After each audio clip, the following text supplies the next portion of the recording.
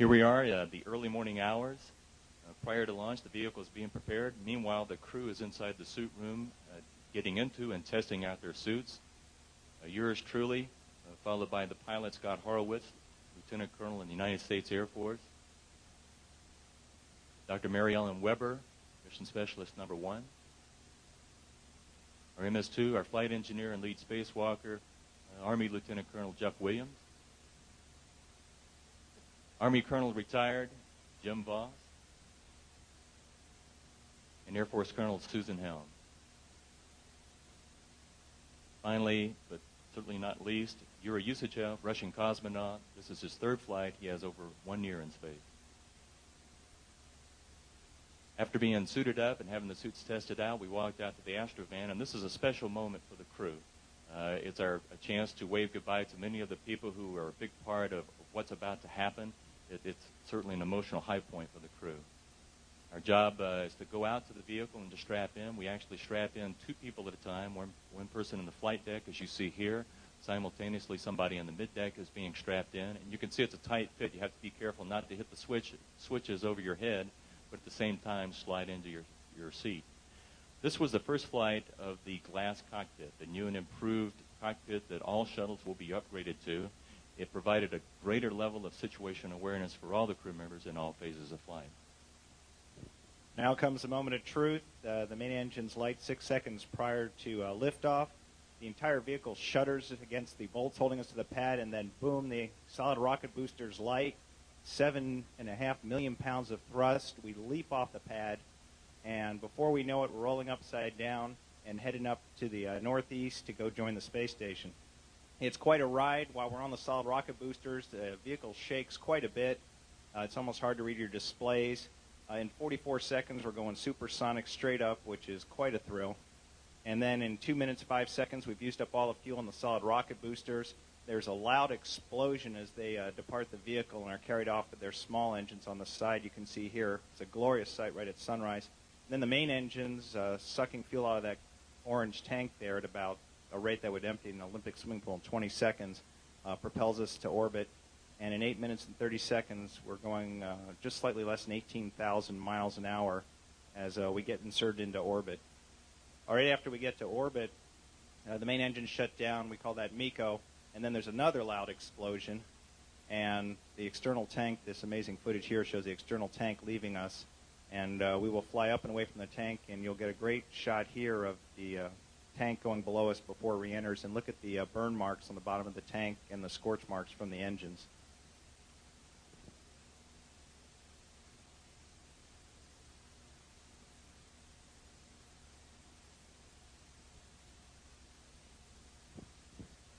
Well, the first thing we had to do during this flight after we got on orbit is rendezvous with the space station. This sequence of shots shows us as we come up from behind and below and then fly in front of and finally above the International Space Station.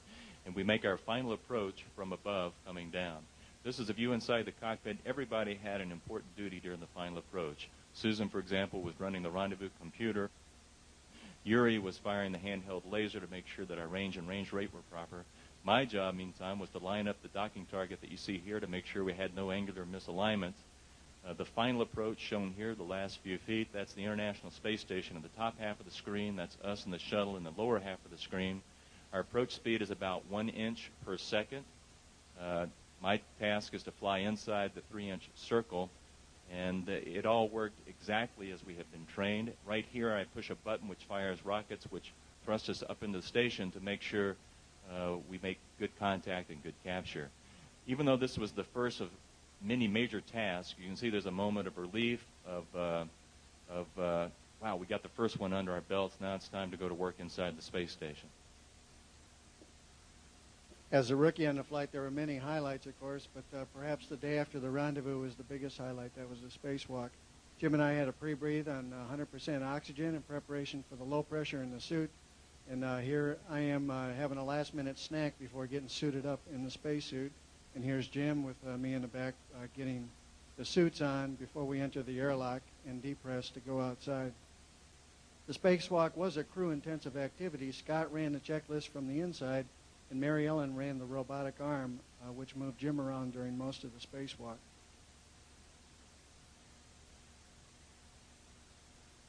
going outside and having the opportunity to view the Earth outside it was very spectacular. It was something that I really enjoyed and certainly was the highlight of the mission. And I did take an opportunity to look around even though we were working pretty hard. We did several tasks on the spacewalk.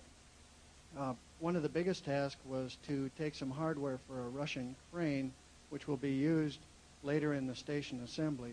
The previous mission had taken the operator post for that crane up and left it on the space station, and we took the remaining components.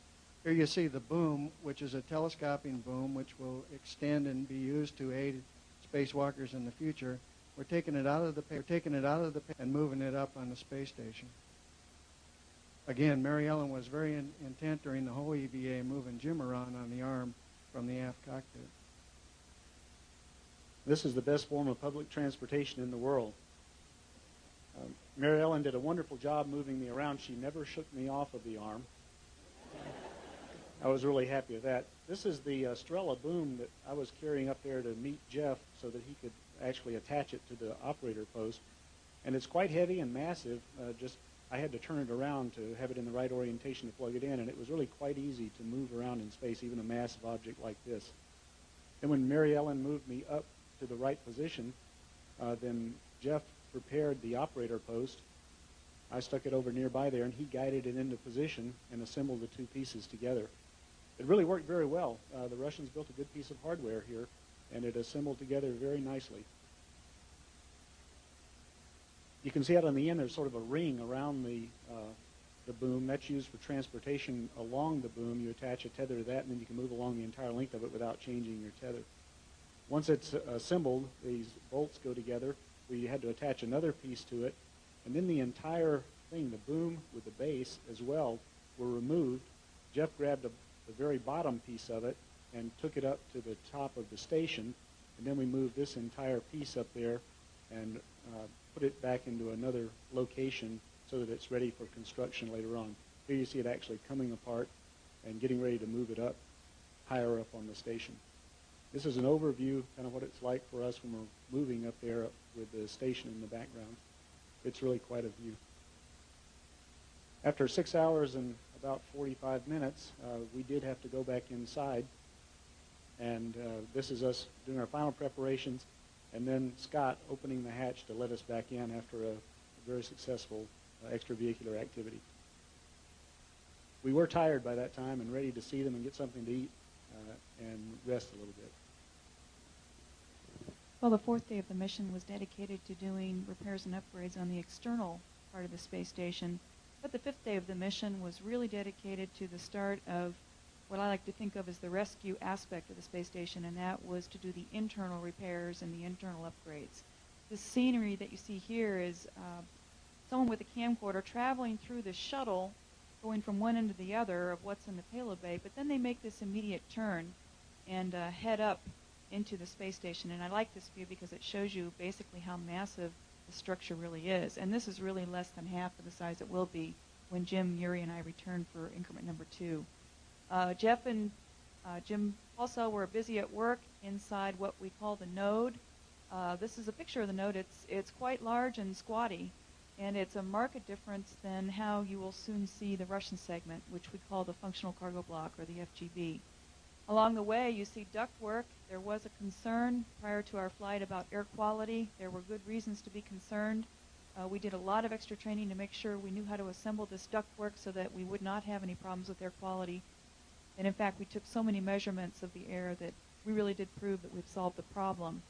Good scene here of Yury and myself working on the battery. That was our priority, was to get inside the Russian segment, open up the panels, and start work immediately on the parts of the Russian segment that had the most trouble, and those were the storage batteries.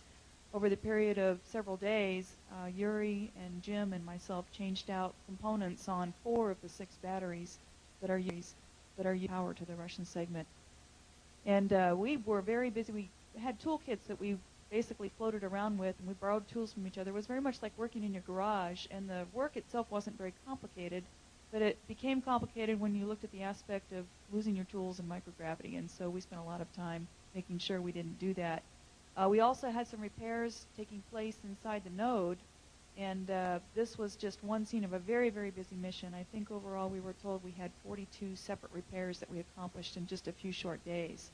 Those of you with sharp eyes may have noticed there aren't a lot of switches inside the space station, and the reason is we've changed to a new ops concept for how we operate space hardware or space station hardware. Jeff here is showing you a computer display, and it is through this display that we will do all the functions and controls. Now you're looking in another part of the shuttle. This is the Space Hab module.